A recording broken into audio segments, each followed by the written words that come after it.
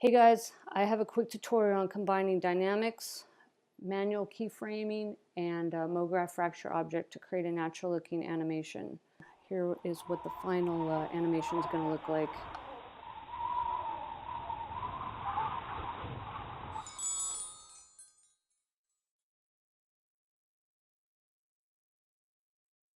What we're going to do is build the ramp for the ball to roll down. This won't be the final ramp, it's just going to be a dummy for the dynamics.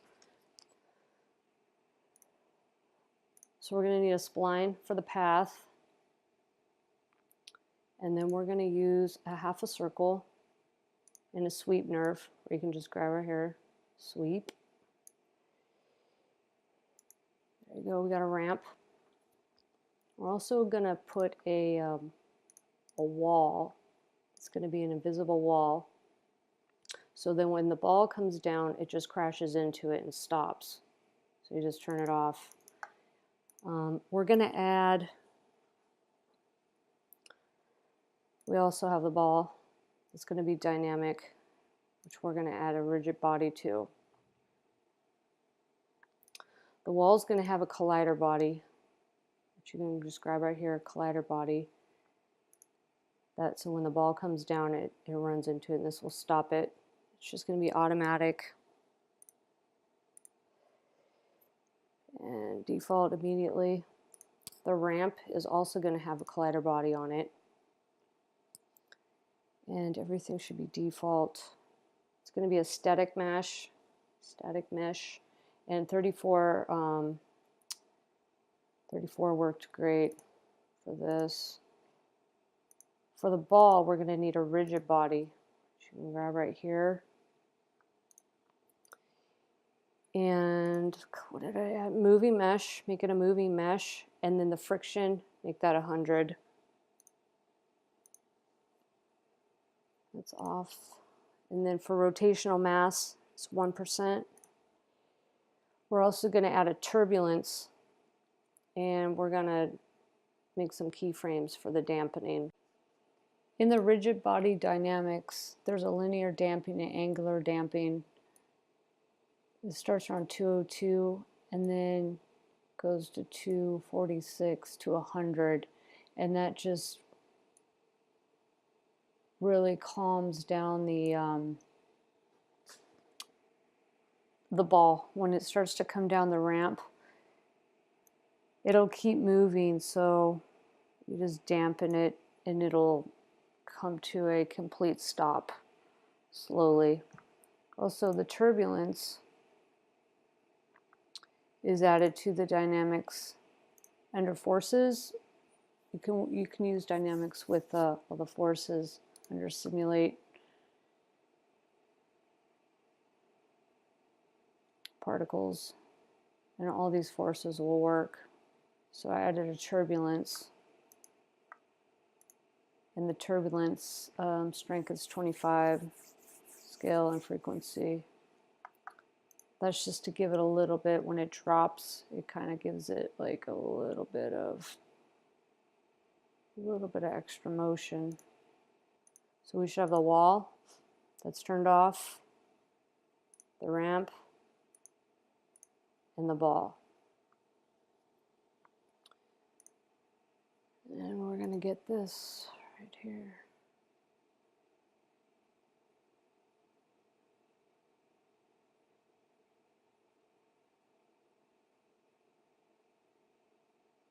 I'll just stop.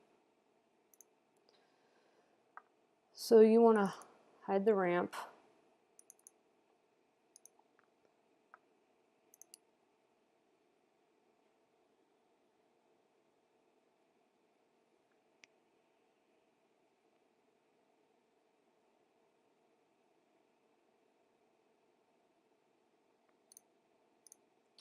Okay, we're also going to add a camera.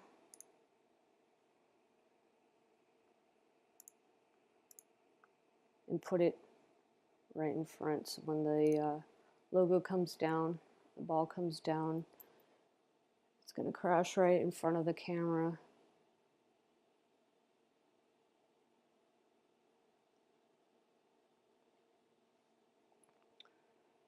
Okay, great.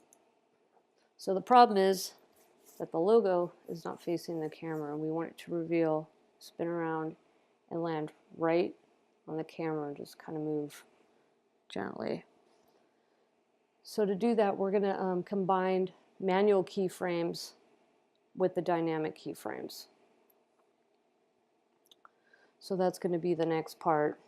The next thing we're going to do is bake out the dynamics to keyframes so we can manually adjust where the logo lands at the end of the animation.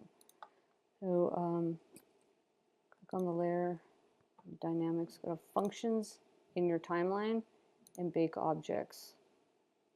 Hit OK.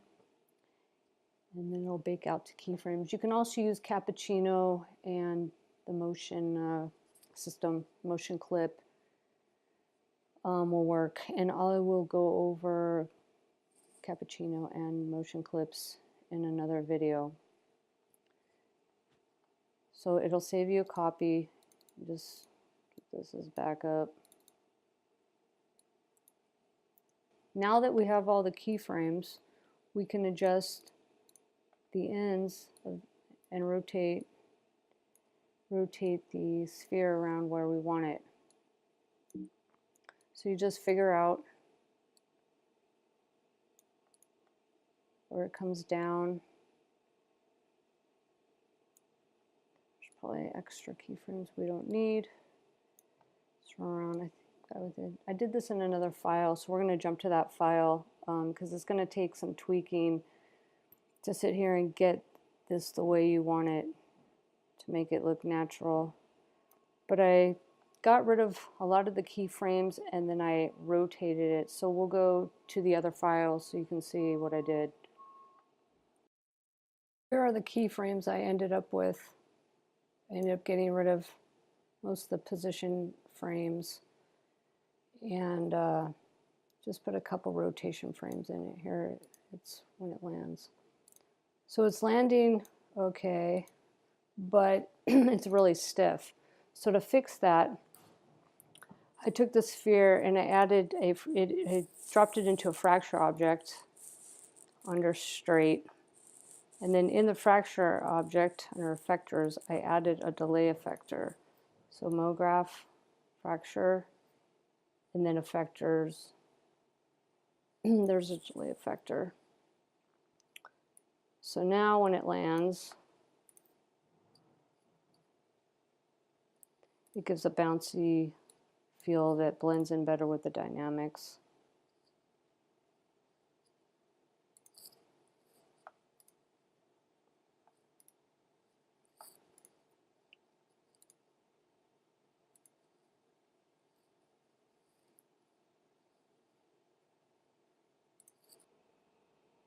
For the final ramp,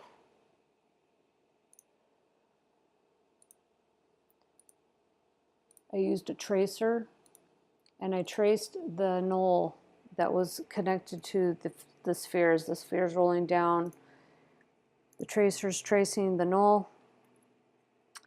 There's a rectangle. There's a rectangle here. There it is. And there's some cloth, which a little bit of thickness. There's a displacer that's giving it this intensity. There's a gradient. It's got some turbulence, 3000 frequency.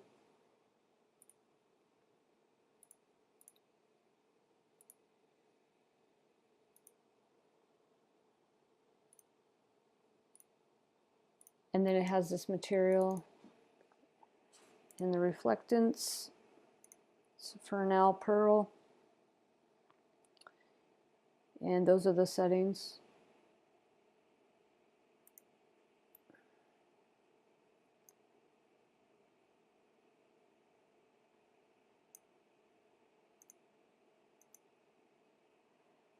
If we do a quick render, you can see the detail from the highlights from the sky.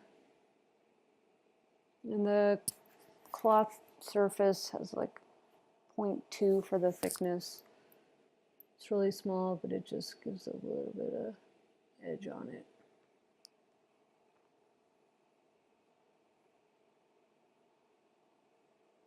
get these waves.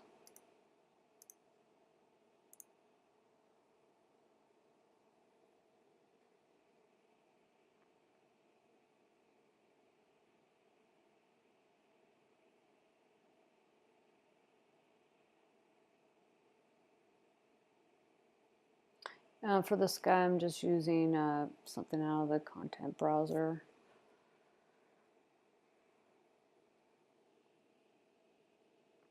You can see, gives it some details in here.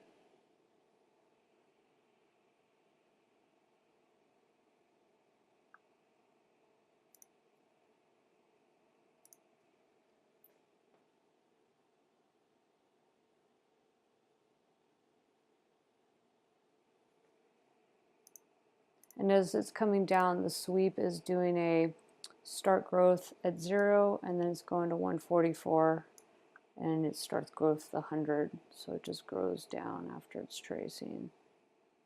So it'll disappear before it gets to the end.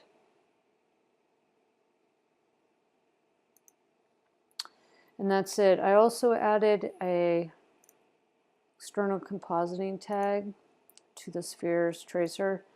So in After Effects, you can add some particles, and I also added some audio. So we'll go over there. I outputted an AEC file and just brought that into After Effects. So we'll go over to After Effects now. So in After Effects,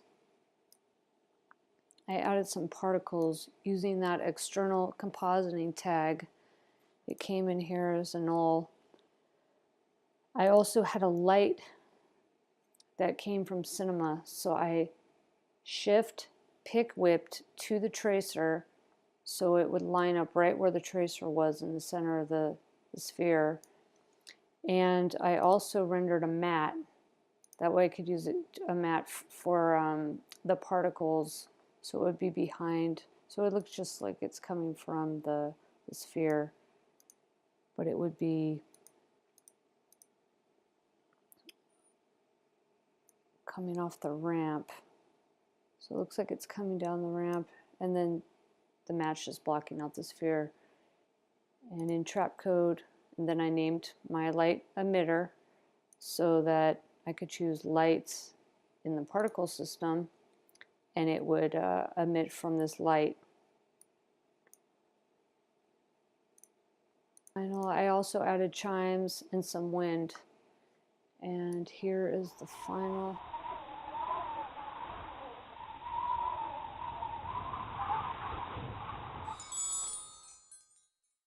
That's it for now, guys. I hope this was helpful to someone. I'll see you next time.